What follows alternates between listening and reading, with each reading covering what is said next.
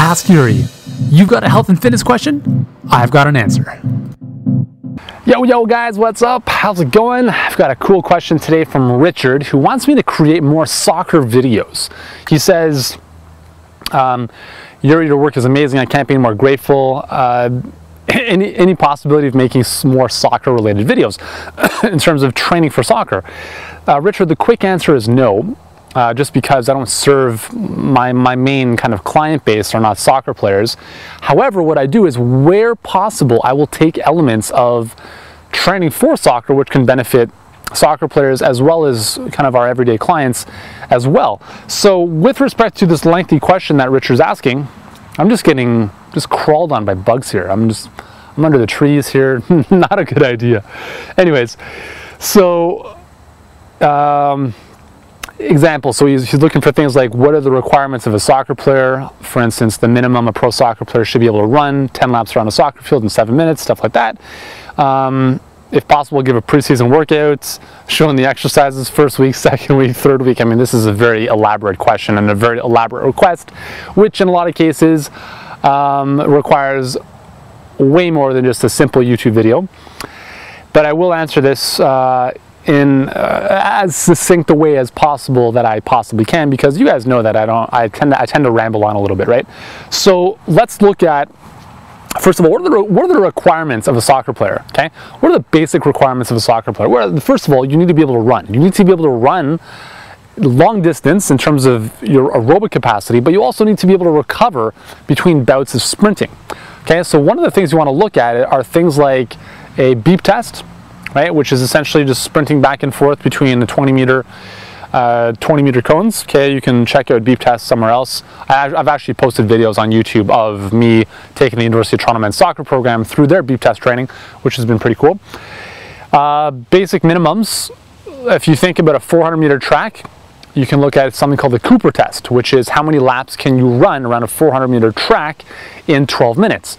From my experience, a very fit soccer player can run at least 8 laps. Okay, so 3,200 meters, 3.2 kilometers in 12 minutes. That should be a very basic standard as a soccer player. But again, that doesn't take into consideration change or pace. So soccer it's an amazing sport to train for, because you have to be able to run long distance, you have to be able to sprint, you have to be able to maintain high intensity, short runs, changes of pace, changes of direction, so agility, speed, anaerobic endurance, power in terms of jumping, kicking, whatever, and a lot of tactical awareness. So there's a lot of components to think about, and that's why soccer is such an amazing sport. That's why I love it. It's just such a great sport to train for.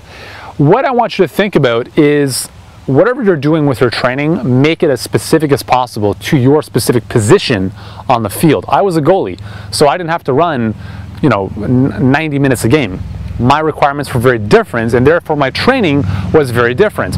For instance, in the gym, I did focus predominantly on power development, okay? Because if I can dive from the middle of the net and touch the post, or if I can jump up higher than somebody else and catch a ball, that is what's most important in my position.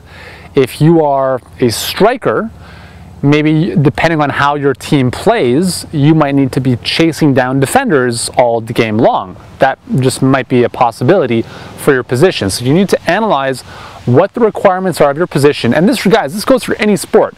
If you're watching this and you're a basketball player or a swimmer or anything else, what are the demands of your sport? And train as specifically as possible to that requirement. That is the secret to training for sports. Specificity.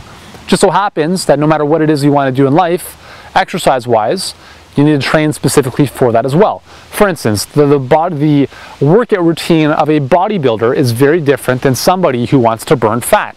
Okay, the intensity, the weights used, the way the workout is set up is very different for somebody who wants to gain muscle versus somebody who wants to shed a lot of fat.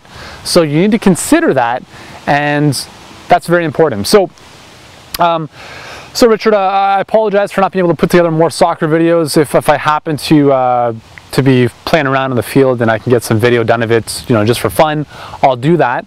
But in terms of very specifics, what you should do during first week, second week, and so forth, That's beyond what I can do in a YouTube video. I mean, I would have to put together an entire program for that, and I have done that with the University of Toronto in the past. So there we go. So hopefully that little insight of training specifically to your sport is what the little nugget you got out of this video, because that's really the most important thing, okay? And if you want more of my videos on soccer, you can just type in Yuri Elkaim soccer on YouTube. You should be able to find some stuff I've done. And in the meantime, if you've got another question, or somebody else has a question watching this, you can join me on Facebook. You can like my page and ask me your question on the wall, not in the private messages, because I don't answer those. There's too many of them.